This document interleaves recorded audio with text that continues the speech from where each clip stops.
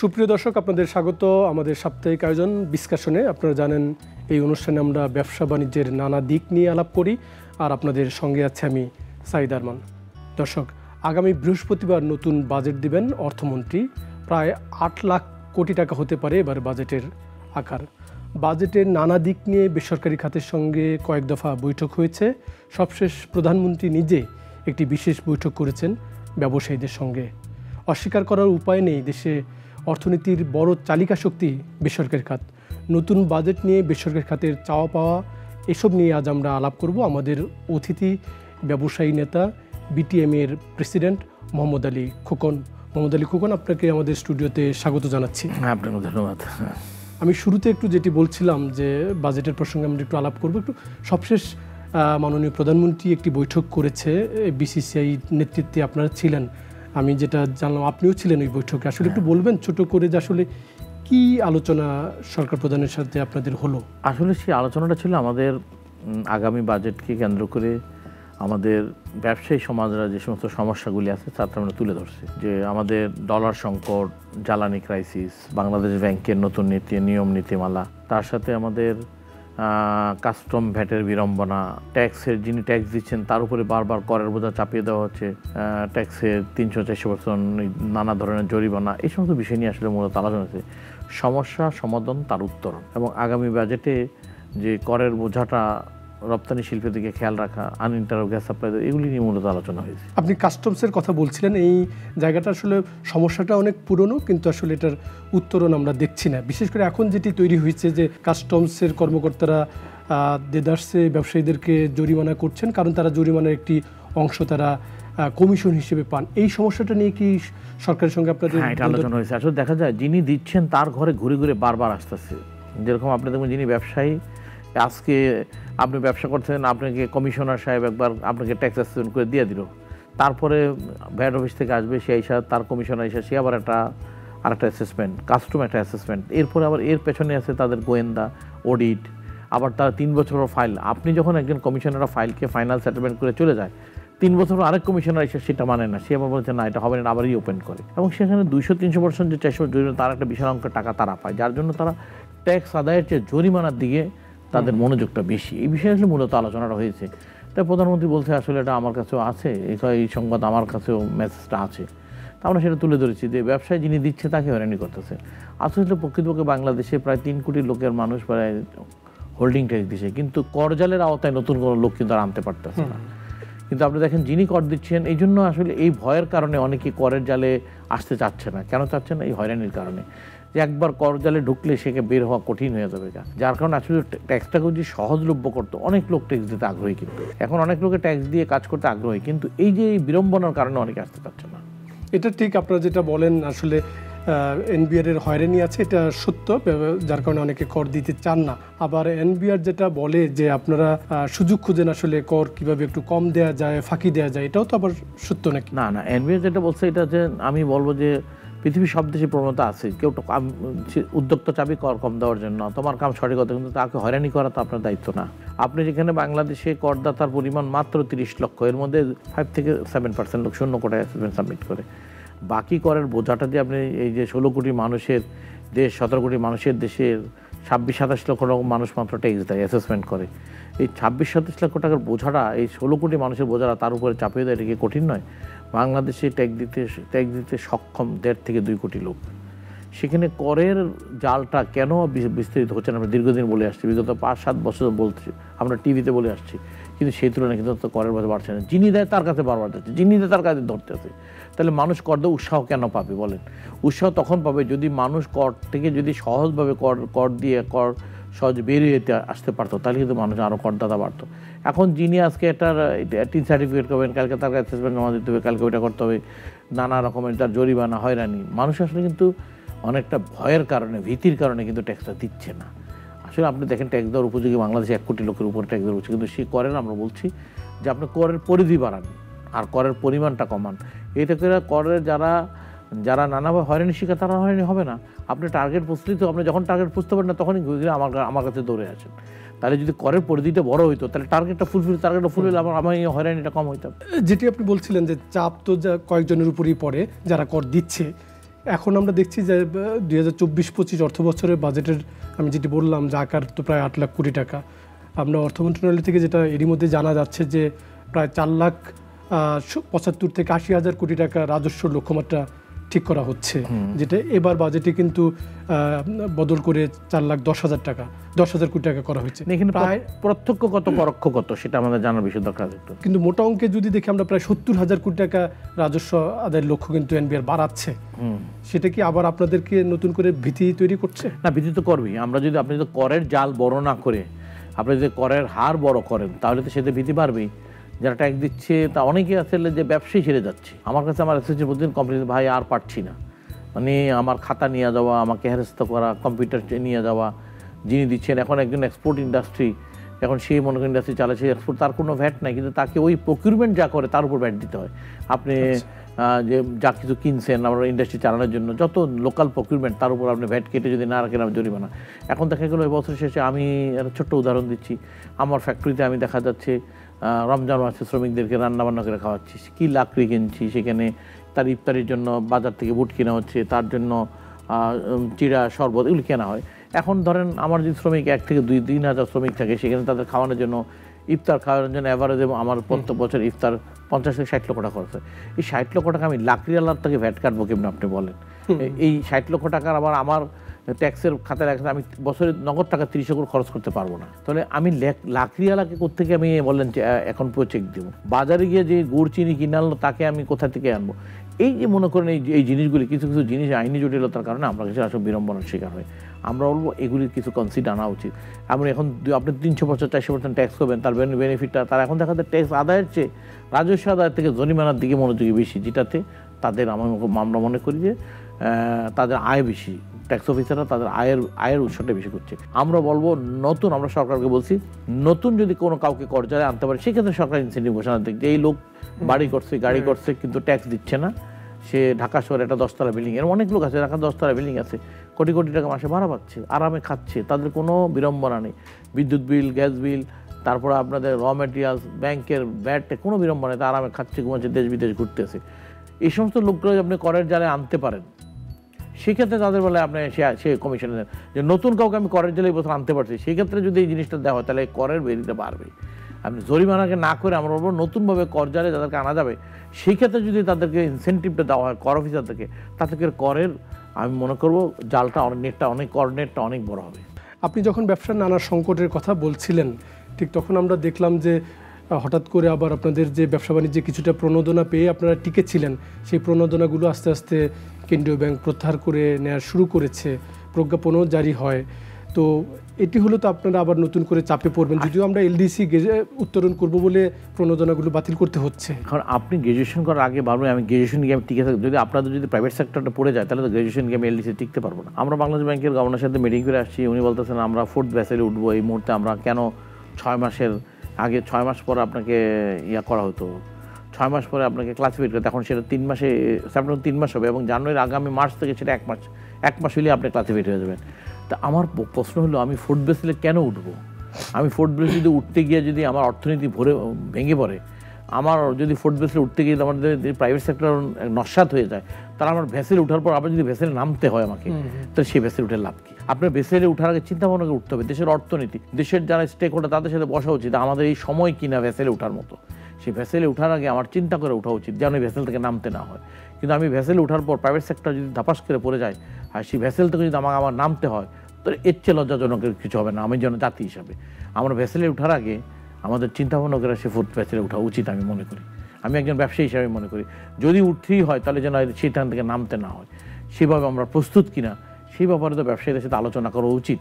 সুতরাং আমাদের দেশের কোনো জিনিসকে আইনকে চাপিয়ে না দেওয়া, আইন নিয়ে রিসার্চ করা উচিত, কোনো জিনিস কাজ করার আগে দেশের প্রাইভেট সেক্টরের সাথে বসা উচিত, সেই ব্যবসাগুলিকে বাস্তবতার সাথে আমরা যারা বাস্তব ফিল্ডে অর্থনীতির চাকা ঘোরাচ্ছি, আমরা যারা ইন্ডাস্ট্রি করছি, ম্যানুফ্যাকচারিং ইন্ডাস্ট্রি চালাচ্ছি, তাদের সাথে না বসে কথা আলোচনা না করে আমার মনে হয় কোনো সিদ্ধান্ত নেওয়াটা ঠিক হবে না। এই সংকটের মধ্যে আরেকটি নতুন সংকটের কথাই বলি, নতুনই বলছি এই কারণে যে আমরা অনেক দিন তো 6 এবং 9 সুদহারের মধ্যে ছিলাম, সেটি স্মার্ট পলিসি করে তুলে নেওয়া হলো।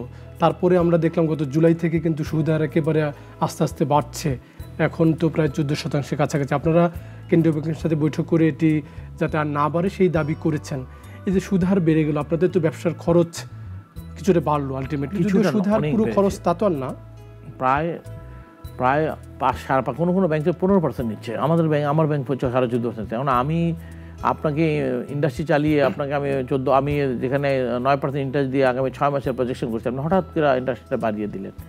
আপনি আমাকে ব্যাংকের এবছর ব্যাংকগুলি যে লাভ করছে আপনি জানেন, যে ব্যাংকগুলি শুধু ডলার বিক্রি করে কোটি কোটি টাকা কামাইছে, কোনো ব্যাংকে লোকসানে নেই।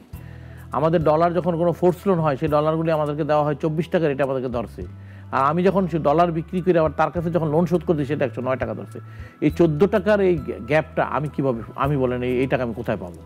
তো এগুলি তো ব্যাংকের বোঝা উচিত। সুতরাং আসলে কি আমি বলবো যে আমাদের দেশে প্রাইভেট ব্যাংকগুলির উপরে কেন্দ্রীয় ব্যাংকের নিয়ন্ত্রণ একেবারে নাই বললেই চলে। কিন্তু তারা আমাদের পেমেন্টগুলি দিচ্ছে না। আমরা ব্যাক টু ব্যাক এলসি করার পরে আমরা দেখা যায় ইউপিসি রুল 600 প্রাইভেট ব্যাংক মানছে না, অথচ বিদেশি পেমেন্ট আসলে তারা পেমেন্ট দিয়ে দিচ্ছে বাংলাদেশ ব্যাংক, তারা অ্যাকাউন্ট ক্রিয়েট করে লোন ক্রিয়েট করে দিয়ে দিচ্ছে। আমাদের বেলায় সেটা কিন্তু করছে না। তার তাহলে ব্যাকওয়ার্ড শিল্প কীভাবে টিকবে আপনি বলেন? যে সেইটা আমি বলবো যে কেন্দ্রীয় ব্যাংকের কোনো নীতিমালাই প্রাইভেট ব্যাংকগুলি মানছে না। সুতরাং ব্যাংকের নিয়ন্ত্রণহীন যদি ব্যাংকগুলি চলতে থাকে, তো ব্যাংকগুলি একদিন দেখা যাবে তারা অনেকটা মহাজনী সুদের ব্যবসার মতো হয়ে যাবে, দেশের প্রাইভেট সেক্টর কিন্তু একদিন ভঙ্গুর হয়ে যাবে। সুতরাং আমি বলবো ইমিডিয়েট কেন্দ্রীয় ব্যাংকের এই দিকে নজর দেওয়া উচিত। আপনি ডলারের দামের প্রসঙ্গ বলছিলেন, আপনারা অনেক দিন ধরেই দাবি করছিলেন যে সুদ হার ঠিক আছে বাজারের উপর ছাড়া হলো, ডলারের দামটাও বাজারের উপর ছাড়া উচিত ছিল।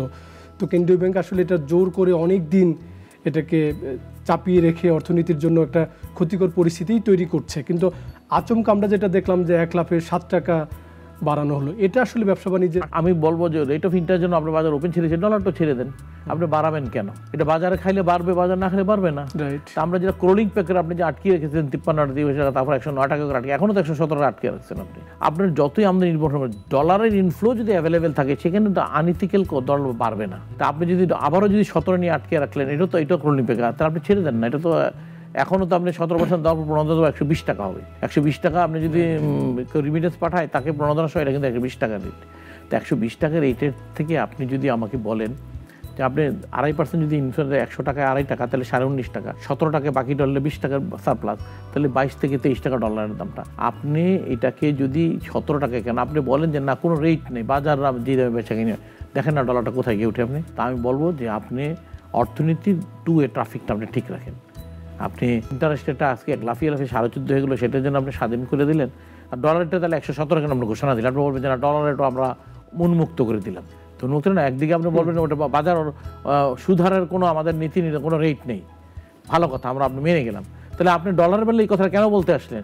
এটার দাম 117 টাকা, তাহলে দুইটা কি সমভাবে চলতে দেন, সে ট্রাফিক। তাহলে দেখেন না আপনি ডলারের দাম কোথায় গিয়ে পৌঁছে। তা আমার কথা হলো যে কোনো জিনিস অর্থনীতি কোনো নিয়ন্ত্রণের বিষয় না, অর্থনীতি তার নিজের গতিতে চলবে। যখনই সেখানে আপনি কি কোনো জিনিস ইম্পোজ করবেন, আপনি যখন ফোর্স করবেন, সেখানে গিয়ে সমস্যা দাঁড়াবে। কি আমি বলবো যে সরকারের উচিত, বাংলাদেশ ব্যাংকের উচিত এই বিষয়ে দৃষ্টি দেওয়া। সে ইন্টারেস্টকে বলে যে আমি আর কোনো রেট জানি, স্মার্ট রেটে উত্তোলন করে দিলেন, তারপরে ডলার রেটটা উন্মুক্ত করে দেন।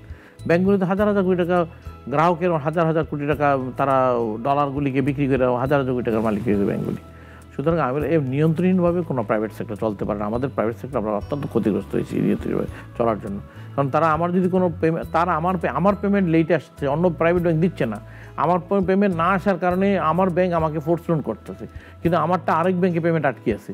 তুমি সেই ফোর্স লোনটা বাংলাদেশ ব্যাংকের কোনো ভূমিকা নেই, চিঠি লেখার পরে সে টাকাগুলি দিচ্ছে না আমাদের ব্যাক টু ব্যাকের পেমেন্টগুলি। বরং আমাকে এই ব্যাংক কী করছে, আমার ডলারটা যখন 109 টাকা ছিল, আমাকে সে বাজার থেকে ডলার কিনে 100 বলে আমি এই রেটে পাচ্ছি না, 124 টাকা। এটা কিন্তু গভর্নমেন্টের কোনো রেট না, আনইথিক্যাল। আমরা বাংলাদেশ ব্যাংকে বলার পরে সেটা কোনো ব্যবস্থা নেয়নি। তা আমি যখন লোনটা শোধ করতে যাবো, তখন আমার ডলারটা আমি 109 টাকা বিক্রি করে তার কাছে 124 টাকা আমি লোন শোধ করতেছি। এই যে আপনার এই ধরনের অবিচার, তা একজন ব্যবসায়ী কিমনে টিকে থাকবে বাজার বলেন? ব্যাংকিং খাত তো অর্থনীতির চালিকা শক্তি, সেই ব্যাংকিং খাতে এখন আসলে ব্যবসা বাণিজ্যের জন্য এক ধরনের ঝুঁকি তৈরি করছে। যদি খেলাপি ঋণ আমাদের এত না হইতো, তাহলে তো নিশ্চয়ই সুদ হারও এত বাড়তো না, সেগুলোতে একটা সামঞ্জস্যতা থাকতো। এই পুরো ব্যাংকিং খাতে কি আপনার কি মনে হচ্ছে যে আমরা একটা অদূরদর্শিতার মধ্যে দিয়ে যাচ্ছে? ব্যাংকিং আমরা খেলাপি ঋণ তো সত্যিকার অর্থে খেলাপি ঋণ তো বলছে তা না, এর ভিতরে বেনামি ঋণগুলিকে আপনি যদি বের করে দেন, যে ঋণগুলির কোনো অস্তিত্ববিহীন মানুষ মালিকানা পাওয়া যাচ্ছে না, অনেক ঋণ আছে যার মালিকানা এই অস্তিত্ব খুঁজে পাওয়া যাচ্ছে না, এই ঋণগুলিকে আপনি বের করে সত্যিকার অর্থে খেলাপি। এখন হলো উইলফোর্স ডিফোর্স, একটা হলো কি ছিল পরিকল্পিত ব্যাংক থেকে টাকা নিয়ে গেছে, আপনি কি বেসিক ব্যাংকের টাকাকে আপনি কি বলবেন এটা বেসিক ব্যাংকের টাকাকে আপনি খেলাপি ঋণ বললেন? আমি তো খেলাপি ঋণ, লুণ্ঠিত টাকা, তো লুণ্ঠন করে নেওয়া হয়েছে। আপনি যে বিভিন্ন সরকারি ব্যাংক থেকে যে টাকাগুলি নিয়ে যাওয়া হয়েছে সেগুলিকে আপনি বলবেন পিকে হালদারের টাকাকে আপনি খেলাপি ঋণ বলবেন? আমি তো খেলাপি ঋণ, আমি লুণ্ঠিত অর্থনীতিগুলি। তা আপনি লুণ্ঠনের টাকাগুলির সাথে যদি আমাদের লোনের টাকাকে একত্রিত করে খেলাফির যে খাতায় ফালান, তো এটা আমাদের ব্যবসায়ীদের জন্য দুঃখজনক। এই টাকার সাথে যখন দেওয়া হয়েছে তখন বাংলাদেশ ব্যাংক কোথায় ছিল, তখন আমাদের বিভিন্ন সংস্থা কোথায় ছিল?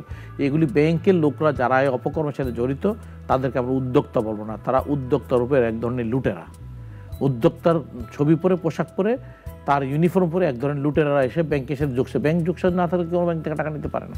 সুতরাং সেই টাকাগুলিকে বাদ দিয়ে আমি বলবো আপনি সত্যিকার অর্থে বলেন যে খেলাপি ঋণের পরিমাণ কত।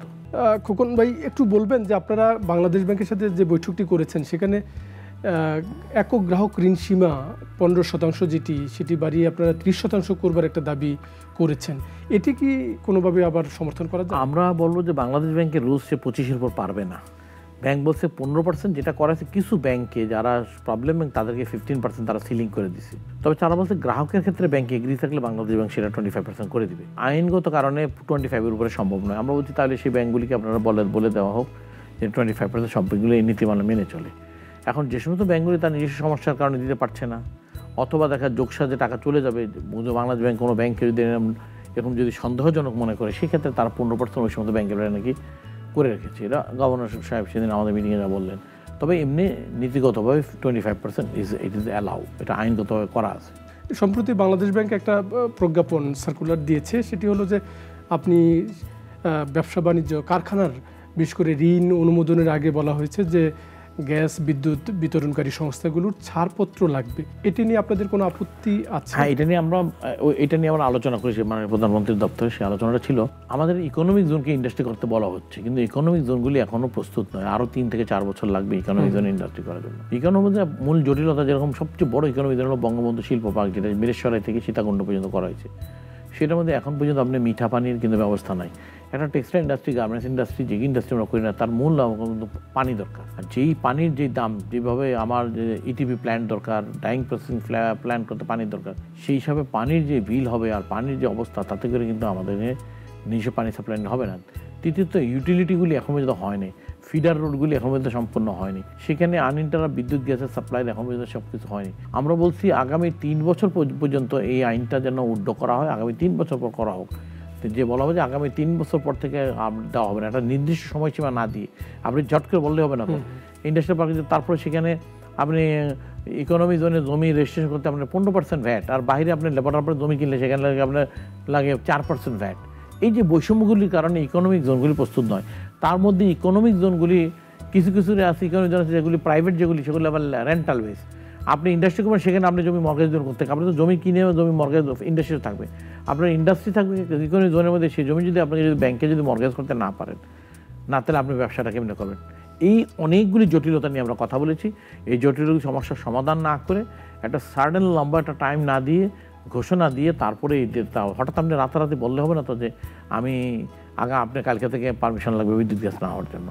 সুতরাং এগুলি আলোচনা করার আগে এই জন্য আমরা বলছি এগুলো আলোচনা দরকার আছে, যে আগে আমার ইকোনমিক জোনগুলি কতটুকু প্রস্তুত দেখতে হবে। ইকোনমিক জোনে সবাই গিয়ে জমি কিনতে পারবে না। আমি প্রথম ইকোনমিক জোনে জমি কিনতে লোক পাঠিয়েছি, বলছে না জমি এটা দেওয়া, এখানে এই সিস্টেম সেই সিস্টেম না। যখন আমি সরাসরি চেয়ারম্যানের সাথে কথা বলছি, ঠিকই আমি জমি নিয়েছি, সেখানে দেখা যাচ্ছে সেখানে জমি কিনতে সাধারণ উদ্যোক্তা গিয়েও জমি কেনা সহজ না, এত সহজ সেখানে সিস্টেম না। সুতরাং আপনি একদিকে ইকোনমিক জোনের কথা যে কেউ আপনি যান না, গিয়ে দেখেন ইকোনমিক জোনে কোন ইকোনমিক জোনে আপনি প্লট পাবেন। সব উদ্যোগ যদি পাঠিয়ে দেন, আপনি সেই ধরনের জমিও তো নেই আপনি যেটা করবেন। এখন প্রাইভেট সেক্টরের জমি, আমি যখন নিজের হাতে জমি কিনবো, সেই জমিটা আমি মর্গেজ দিয়ে বিল্ডিং বানায় করতে পারবো, কিন্তু রেন্টাল জমির উপরে, আপনার ভাড়া জমির উপর ইন্ডাস্ট্রি করলে তো সেই সম্পত্তির মালিক আপনি না, সম্পত্তির মালিক যে সে মালিক। আর যে মালিক আমি এলাম রেন্টাল, আমি সেই সম্পত্তি কেমন ব্যাংকে মর্গেজ দিয়ে ইন্ডাস্ট্রি করবো বলে। একটু শেষ দিকে আমরা আলোচনার একটু যদি মোটা দাগে যদি বলেন যে সুদ হার নিয়ে, ডলারের দাম নিয়ে, খেলাপি ঋণ নিয়ে, বিনিয়োগ নিয়ে, আপনাদের ইডিএফ ফান্ডের আকারটা কমিয়ে দেয়, সব মিলিয়ে কি আপনার কি মনে হয় যে সেন্ট্রাল ব্যাংক এক এক সময় এক এক রকম পলিসি নিচ্ছে, আবার পরিবর্তন করছে, এটি কি ব্যবসা বাণিজ্যের জন্য একটু অন্তরায় হচ্ছে? আমাদের বিশাল বড় অন্তরায়। আমাদের ইডিএফ ফান্ড ছিল $30 মিলিয়ন, সেটা কমিয়ে এখন 20 মিলিয়ন আনছে। সব ব্যাংক দিচ্ছেও না, সব ব্যাংক পাচ্ছেও না। দ্বিতীয়ত হলো আমাদের রেট অফ ইন্টারেস্টটা 9 থেকে আজকে 15% হয়ে গেছে। এই যে হঠাৎ করে 9% 6% সুদ বেড়ে যাওয়া, আমরা হলে ম্যানুফ্যাকচারিং ইন্ডাস্ট্রি, রপ্তানি শিল্পের জন্য আপনার আনলিমিটেড গ্যাস বিদ্যুৎ দরকার, গ্যাসের দামটা বহুগুণ বাড়িয়ে তারপর আপনি দেখেন আমাদেরকে বলা হলে আনলিমিটেড গ্যাস দাও, সে আনলিমিটেড গ্যাস পাচ্ছি না। তো ইন্ডাস্ট্রি টিকবে কী দিয়ে? একের দিকে আপনি ডলারের দাম ক্রলিং ব্যাক করে আটকে, এখনও আবার 117 ঘোষণা দিয়ে, আপনি ঘোষণা দেবেন কেন? যদি আপনি রেট অফ ইন্টারেস্টের বেলায় বলতে পারেন যে এটা আজকে থেকে উন্মুক্ত, তাহলে ডলার বেলায় আপনি বলে দেন আজকে থেকে এটা উন্মুক্ত। আপনি ডলার রেটকে আপনি আটকিয়ে রাখবেন রপ্তানিকারকদের জন্য, আপনি আনইন্টারাপ্ট জ্বালানি দিবেন না, আমার ইডিএফ ফান্ডকে আপনি কমিয়ে দিচ্ছেন $10 মিলিয়ন, তারপর রেট অফ ইন্টারেস্টকে আপনি বাড়িয়ে দিয়েছেন, আজকে লাগামহীনভাবে বাড়তে আছে। তাহলে এই দেশের আপনি দিনের শেষে গ্যাস আনেন, বিদ্যুৎ আনেন, আপনি কয়লা আনেন, আপনি বিদেশি ঋণ পরিশোধ করেন, যেটা আপনার কিন্তু মূল বৈদেশিক, সেই বৈদেশিক মূল্য আনার যারা, তাদের জন্য স্পেশ কী রাখেন? আমাদের পার্শ্ববর্তী দেশ ভারতবর্ষে তাকান, তারা সাবসিডি, তারা সরাসরি প্রণোদনা দিচ্ছে না, ইনডাইরেক্টলি দিচ্ছে। তারা বিভিন্ন প্রদেশে বিভিন্ন প্রদেশে বিভিন্ন ফ্যাসিলিটি দিচ্ছে। আমি ছোট্ট একটা গুজরাটে যদি আপনি ইন্ডাস্ট্রি করেন, সেখানে 60 টাকা আপনি বিদ্যুতে আপনি রিবেট পাবেন, 12 টাকা রেট, 60 টাকা আপনি রিবেট পাবেন। রেট অফ ইন্টারেস্টে 5% রিবেট পাবেন আপনি সেখানে। আপনি ক্যাপিটাল ইনভেস্টমেন্টের 30% আপনি সাবসিডি পাবেন, 5 বছরের মধ্যে অ্যাডজাস্টমেন্ট। আপনি মনিটরিং পিরিয়ড ব্যাংকের কাছে বসে থাকতে হবে, ওই টাকাটা ওরাই দিয়ে দিচ্ছে। তাহলে এই যে জিনিসগুলি, এবং আপনি দেখেন বিহার এবং উড়িষ্যায় তারা যে সমস্ত লোক ঘন, যেখানে গার্মেন্ট শিল্প করার জন্য তারা বলতেছে 6,000 টাকা করে, 5,000 টাকা করে, 16,000 টাকা বেতন, তার মধ্যে 5,000 টাকা সরকার আগামী 5 বছরের জন্য প্রণোদনা দিবে আপনি যদি গার্মেন্ট শিল্প করেন। হ্যাঁ, আমার কাছে আছে, পলিসিগুলি আছে। তো এই সমস্ত সুযোগ সুবিধা দিয়ে, তারপর আপনি যদি সুতা উৎপাদন করেন, যদি এক্সপোর্ট করেন, আপনাকে রোড ট্র্যাপের নামে 3.88% আপনাকে দিচ্ছে, অথবা পার কিলোতে 11 টাকা, দা হুইচ ইজ হায়ার। এর সাথে আপনি আবার এক্সপোর্ট করলে 2% ডিউটি ড্রব্যাক পাচ্ছেন, ওই দুটোকে মিলাইয়া প্রায় 22 সেন্ট আপনি পার কেজিতে পাচ্ছেন। তার অর্থ আপনি যেই দামে মাল বানাবেন সেই দামে বিক্রি করলেও আপনার 22 সেন্ট এক্সট্রা প্রফিট থাকবে। তো এই যে মনে করেন তারা, এবং তারা কিন্তু টাকাই দিচ্ছে না, তারা রোড ট্র্যাপের নামে একটা আপনাকে সার্টিফিকেট দিবে। আপনি যদি $1 লক্ষ যদি রপ্তানি করতে পারেন, আপনাকে $3,800 একটা রোড ট্র্যাপের সার্টিফিকেট দিবে। আপনি যখন কোনো আমদানি ধরবো কোনো জিনিস আনবেন, সেখানে যদি $10,000 ট্যাক্স হয়, সেখানে আপনার ওই $3,800 ডকুমেন্ট অ্যাডজাস্টেবল হবে। এই যে সুন্দরী পলিসিটা, এই পলিসি নিয়ে তো আমাদের কাজ করা দরকার আছে। আপনাকে কৃতজ্ঞতা আমাদেরকে সময় দেওয়ার জন্য। ধন্যবাদ আপনাদেরকে রাখার জন্য। প্রিয় দর্শক, আমরা এতক্ষণ আলাপ করলাম মূলত বেসরকারি খাত নিয়ে। বেসরকারি খাত, আমি শুরুতে যেটি বলছি, অর্থনীতির চালিকা শক্তি। এই খাত কিন্তু কর্মসংস্থানের জন্য খুবই জরুরি। আমরা চাইব আগামী বাজেটে বেসরকারি খাত যাতে নীতি সহায়তা পায়, সেটি সরকার নিশ্চয়ই বিবেচনা করবে। আজ এখানেই শেষ করছি। সবাই নিরাপদে থাকবেন, সুস্থ থাকবেন।